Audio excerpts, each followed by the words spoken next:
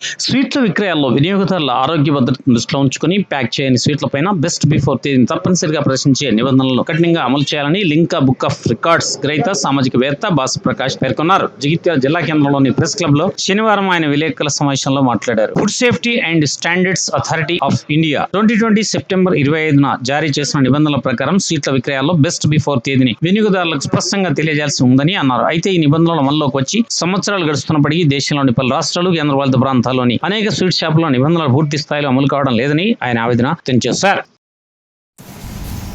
నా పేరు boss Prakash, Jagtial social worker, 3 సార్లు Limca book of record award రైతును.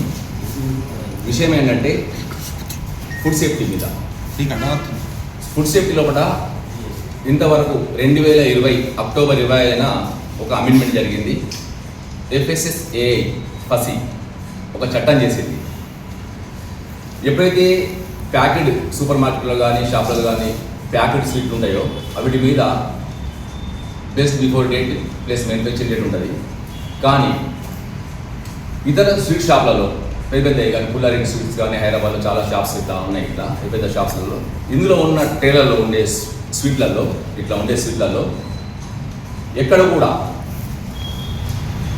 ఎక్స్పైరీ డేట్ ఉండదు, బెస్ట్ బిఫోర్ డేట్ ఉండదు, మ్యానుఫ్యాక్చరింగ్ డేట్ ఉండదు. వాస్తవానికి ఈ స్వీట్ల పైన 2020 అక్టోబర్ 20 ఒక చట్టం జరిగింది. నవంబర్ 1వ తారీఖు నుంచి ఇది అమలు జరిగింది.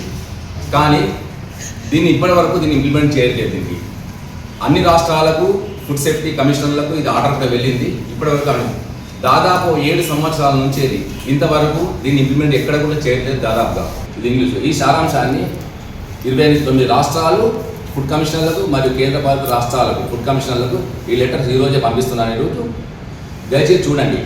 అయితే ఇంకొక విషయం అంటే ఇందులో వాస్తవానికి ఈ చట్టానికి అమలు పరిస్తే ఇంప్లిమెంట్ చేస్తే చట్టం అయింది, కానీ ఇంప్లిమెంట్ చేస్తే ఎక్కడ కూడా స్వీట్ షాపులలో కల్తీ జరగడానికి ఆస్కారం ఉండదు. వాస్తవానికి స్వీట్స్ తినే వాళ్ళు ఇప్పుడు దసరా వస్తున్నది, పండుగలు వస్తాయి, కొన్ని లక్షల కిలోలు, క్వింటాల కిలోలు ఇట్లా అమ్ముడవుతూ ఉంటాయి. ఇందులో ఏది కలుతుందో తెలియదు.